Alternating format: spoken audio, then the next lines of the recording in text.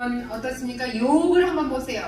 구약 속의 욥은 정말 열심으로 하나님의 당대에 이렇게 믿음이 좋은 의로운 자가 없다고 그렇게 칭찬하던 욥이 그 의인 욥이 어떤 과정을 겪었나요? 그가 잘못해서? No. 그러면 그가 하나님을 버려서? No. 또 하나님 앞에 불순종해서? No. 그는 하나님 앞에 열심히 섬겼어요. 가난할 때도 열심히 섬겼지만 구할 때도 열심히 섬겼고 바쁠 때도 열심히 섬겼고 내가 힘들고 억울하고 원통할 때도 열심히 섬겼던 그가 왜 이런 일들이 벌어졌냐 한번 보는 겁니다. 여러분, 그러면 욥이 말할 수 없는 그 고통과 시련을 당하고 또 시험을 당할 때가 있었는데 그가 어떻게 했는지를 한번 볼까요? 하나님은 이 욥이 재산이 다 날아가고 10명의 자녀들이 확 다 죽어버리고 또 본인도 병이 들고 부인도 당신 믿는 하나님 앞에 코박아 죽어라 땡땡땡 이렇게 하고 나갔습니다. 근데 그것만 있나요? 가장 친했던 친구들이 그렇게 욥아 넌 정말 대단해 하나님을 섬기니까 그렇게 멋져 이렇게 했던 그 욥의 친구들도 와서 야 어떻게 너 하나님이 너에게 사기친 거 아니냐? 네가 지금 우리를 모르게 죄를 지은 거 아니냐? 이러면서 욥을 뒤에서 요동을 치게 합니다. 욥이 얼마나 가슴이 찢어지게 아팠겠어요. 아, 내가 뭘 저랬길래 이렇게 됐을까? 그 마음속에서는 정말 감당할 수 없는 아픈 마음이 있을 것입니다. 여러분, 욥만 그럽니까? 우리들도 정말 나는 원통해 죽겠는데 옆에 와서 당신은 뭔데 목사님이 뭔데 이랬을 때 저는 가슴이 찢어지고 진짜 물을 접시물에 퍼박고 죽고 싶을 때도 있었어요. 그렇게 원통하고 억울할 때도 있었어요. 그러나 반드시 1개월이 지나고 1년이 지나고 2년이 지나고 3년이 지나고 쭉 가다 보면 반드시 하나님이 우리의 원통함을 풀어주시고 반드시 시편 1편의 1절부터 6절까지 의인의 마지막은 형통한 복을 입고 악인의 마지막은 망하는 그런 역사적인 그 뒷면을 볼 수가 있는 것입니다. 영화라면 빨리 지나가서 좋겠지만 우리 인생은 어디 그리 빨리 지나가나요? 그냥 가도 시간 가야 되는데 우리가 정말 답답하기 그지없죠. 그래서 오늘 이렇게 자라는 욥도 이렇게 힘들고 원통한 이런 상황 속에서도 자기 자녀들도 재산도 부인도 친구들도 손가락쥐면서 네가 무엇을 우리한테 숨겨진 죄를 지었고 네가 알지 못하는 죄를 얼마나 많이 졌길래 하나님한테 넌 그렇게 감당할 수 없는 이런 모습이 되었냐 하고 했을 때는 정말 죽고 싶은 심정이 있을 겁니다. 그런데 마지막 욥은 하나님 나에게 주신 이 생명도 주님이 주셨고 내 생명 걷어가신 이도 주님이시기 때문에 나는 주님만 섬기면서 주님만 믿고 오늘도 걸어가겠습니다 했던 그 욥의 믿음 주신 이도 주님이시여 이 생명 걷어가신 이도 주님이시여 그러기 때문에 난 주님만 섬기며 가겠습니다. 그의 가장 깊숙한 곳에서 가장 절벽진 바닥에서 자기의 결단에 기도가 나올 때 하나님께서 네가 어려워도 힘들어도 좋을 때도 있지만 나를 버리지 아니하는 너를 내가 오늘 이 시간 시험을 하고 끝을 내니 마침표를 찍으니 내가 너를 도와주리라. 이 말씀을 딱 들으면 어찌 그래 저도 참 이 말씀 속에서 얼마나 많이 힘들게 하면서 하나님은 나를 버리지 않는 하나님으로 우리 하나님을 꼭 붙잡고 우리 함께 형제 자매들 같이 걸어가는 저와 여러분 되시면 좋겠습니다. 할렐루야.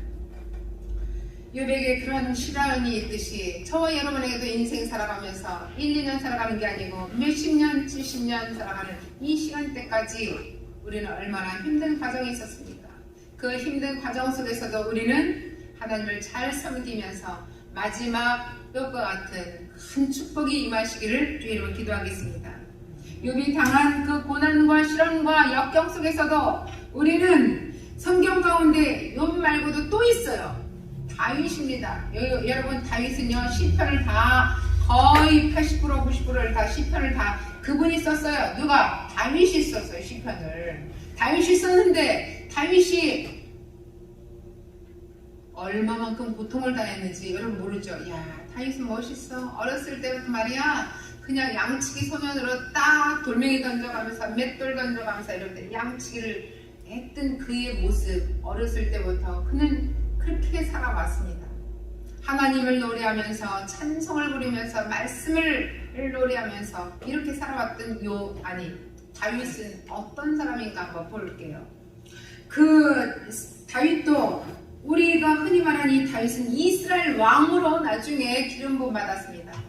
이스라엘 왕으로 다윗을 말하면 꼭 사울이 꼭 등장하는데요. 사울도 기름 부음 받았습니다. 첫 번째는 하나님의 쓰임을 받는데 어떻게 그런 사울도 기름 받고 있는데 나중에 이 다윗이 하나님의 기름 부음 받아서 또 다윗이 하나님 앞에 왕의 자리를 계획하고 있는데 사울에게 시기 질투를 통해서 다윗이 결국은 무너지게 되어 있습니다.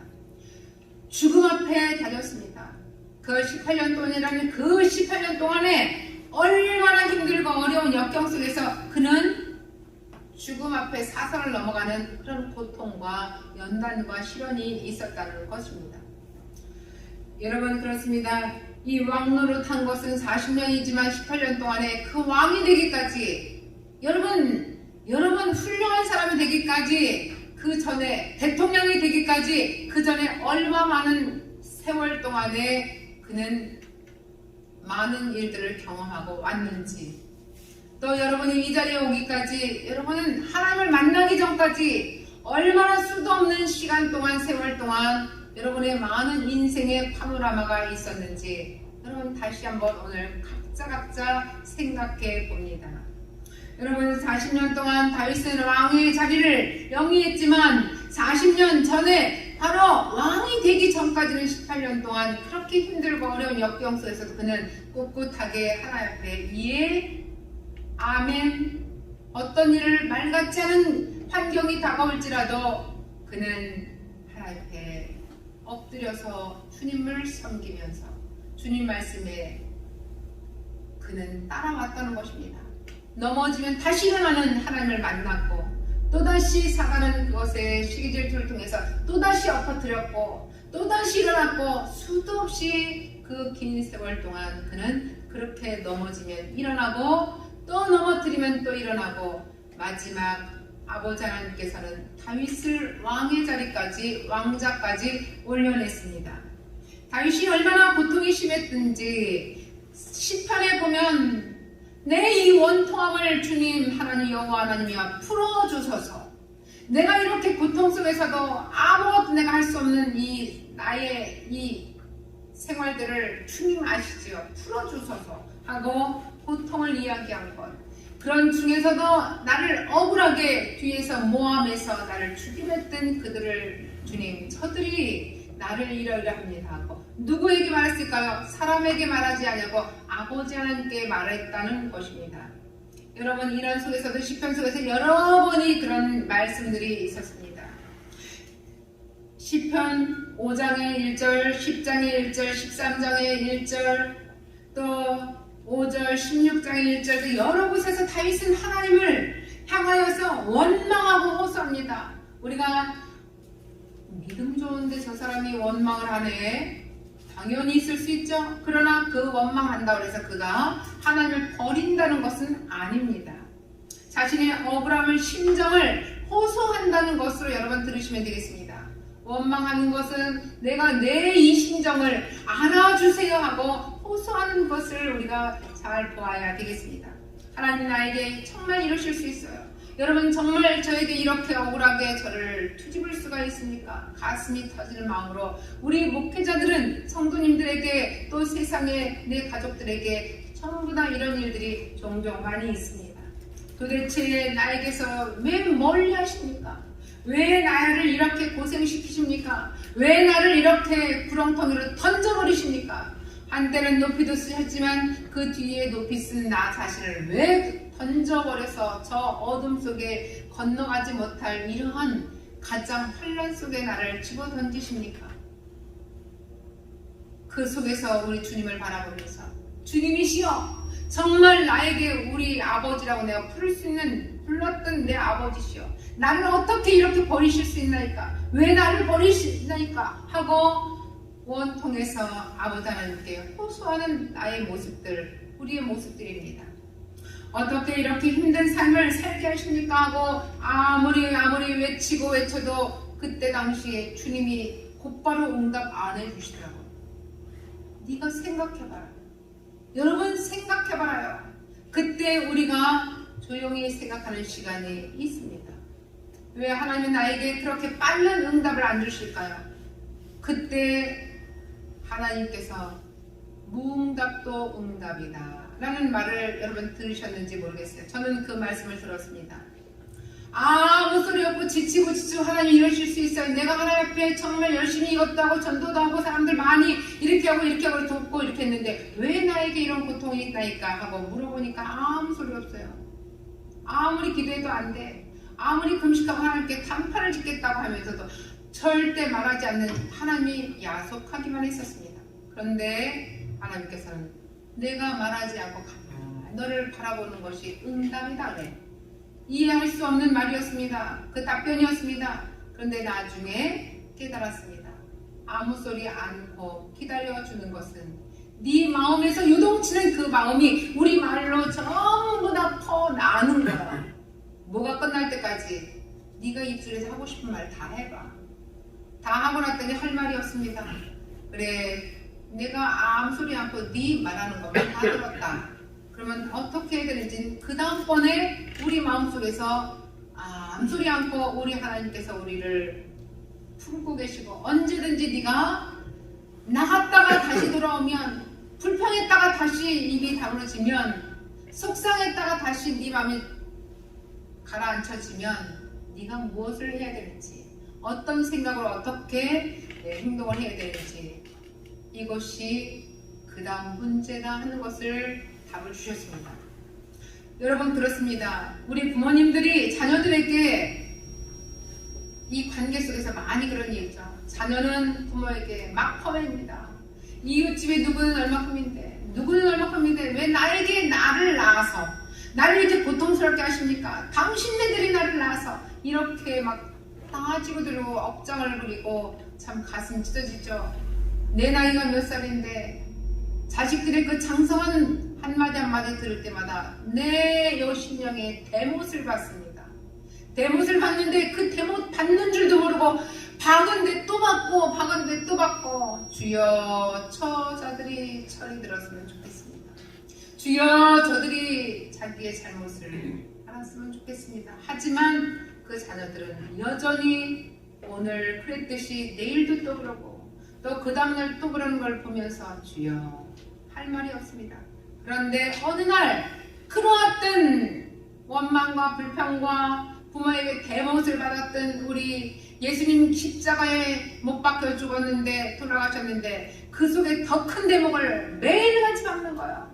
뼈가 만신창이가 되고 살이 다 튀어나가고 피가 줄줄 흘러서 피 흘릴 것도 없고 이제는 더 이상 할 말도 없는 내 마음속에 그 아들이 찾아와 주여 아버지 제가 잘못했습니다.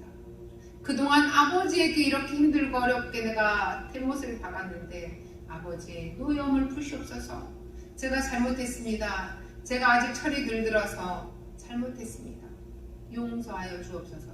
그러면 그 아들이 눈물을 흘리면서 아버지의 손을 딱 붙죠. 그때가 빨리 오면 좋겠는데 그때가 언제야? 난 이제 오늘 이 시간 얼마 안 됐어. 칼날이 이제 다시 천국 가는 그날 돌아가는 그 시간이 얼마 안 될 때 와서 눈물을 흘리는 그 아들들의 우리 자녀들의 그 모습 볼 때는 얼마나 그 광경이 힘들겠습니까? 그러나 아버지는 그 마음 가지고 내가 너를 위해서 많은 것을 만들어 놨다. 다 내 것이 바로 네 것이다. 우리 아들, 딸들은 자녀들은 바로 이런 쪽에서 자기가 아버지의 역할, 어머니의 역할을 하고 자기가 힘들어보고 원통해보고 세상에서 넘어져보고 벼랑 끝에서 떨어져보기도 하고 깊이 땅속 바닷속까지 들어가보고 난 다음에 부모의 심정을 아는 그 아들, 딸들 바로 이런 시련 속에서 그들이 영혼의 축복, 잘못됐다는 축복 그 말 한마디가 그의 인생을 뒤바뀌어지는 역할을 하게 되는 내 자식들입니다. 하나님께서도 오늘날 이렇게 우리에게도 많은 말씀을 하셨지만 그 말씀이 들어오지 않고 어느 때 가장 파당을 치는 그때 그 시에 우리는 깨닫게 되었습니다. 여기에 오신 저와 여러분들은 바로 그러한 자들 중에 모두 한 사람 한 사람 이 자리에 모였는데 아버지 앞에는 그래도 너희들이 다시 돌아와 이 자리에서 아버지의 말씀 하나하나를 다 듣고 있는 모습에 너무 감동을 하실 것을 믿으시기 바랍니다. 다윗이 18년 동안 이렇게 힘들고 어려운 가운데 시편에서도 나의 이런 인생 속에서 이렇게 억울하고 원통할 때가 있나 하고 많은 말씀들을 주셨지만 이제 왕의 그 자리에 올라가기까지는 이러한 생활을 했다는 것을 다시 한번 배경 환경을 말씀을 드렸습니다. 시편 23편에 보니까 여호와는 나의 목자시니 내가 부족함이 없으리다. 그가 나를 푸른 초장에 누이시고 잔잔한 물가로 인도하시는도다. 이렇게 말씀을 하셨습니다. 정말 푸른 초장에 아무 걱정 근심 없이 남도 미할 것 없이 이제 내가 내 할 일을 하면서 앞으로 우리 자녀가 어쨌든 간에 이제 주님 앞에 부르심을 받은 저와 여러분은 이제 주님 앞에 열심히 섬기고 시간, 날짜 이거 관계없이 주님을 섬기는 이 자리에 오신 저와 여러분은 가장 복받은 사람인 것을 믿으시기 바랍니다. 자녀들이 어떻게 됐든 그거 관계없어요. 내가 주님 앞에 무릎 꿇고 회개하고 또 주님 앞에 말씀을 듣고 있다는 이 자리가 내 아버지 앞에 무릎 꿇고 내 모습을 생각하면서 하나님 아버지 감사합니다. 내가 말씀 앞에 내가 무릎을 꿇고 말씀 앞에 내가 진실하게 주님을 섬기겠다고 하는 나의 마음과 내 이 모습을 받아주시옵소서. 지난날의 나의 과거는 이랬든 저랬든 상관없이 주님께서는 반드시 이 모습 지금 현재 나의 이 모습 이대로를 그대로 다 받아주시고 나의 앞길에 탄탄한 그 축복으로 또 나를 통해서 내 자녀들에게 물꼬를 확 열어주셔서 수도꼭지 물꼬를 확 열어주셔서 그들에게 말씀이 폭포수와 같이 흘러내려가게 해주신 걸 믿으시기 바랍니다. 네, 그렇습니다. 오늘 다윗이 이렇게 힘들고 어려운 과정 속에서 왕이 되기까지는 이렇게 18년 동안 어려움을 겪듯이 욥도 마찬가지로 잘나고 잘죽여서 얼마나 귀하게 하나님을 잘 섬겼음에도 불구하고 당대 이러한 의인이 없다고 하는 그런 말씀 속을 말씀에 그렇게 들었는데도 불구하고 또 주변으로부터 너무나 원통한 이런 내 환경 속에서 얼라 하면서 손가락질하면서 나를 그렇게 힘들게 원통한 누명을 썼을 때 얼마나 힘듭니까? 그리고 내가 가지고 있는 건 모두 축복이 다 어디로 갔냐? 축복이 다 흘러가고 다 없어지고 내가 가지고 있는 건 내 몸뚱아리밖에 없는데 결국 내 몸뚱아리도 썩은 몸뚱아리처럼 온몸에 피구름이 넘치고 기아짜 불고도 피구름이 넘치는 내 모습을 볼 때 기가 막히지 않겠습니까? 그럼에도 불구하고 나는 주님이 여기까지 인도하신 주님께 감사를 드립니다. 주신 이도 내 생명은 주신 이도 주님이시고 내 생명 거둬가시는 이는 바로 주님이십니다.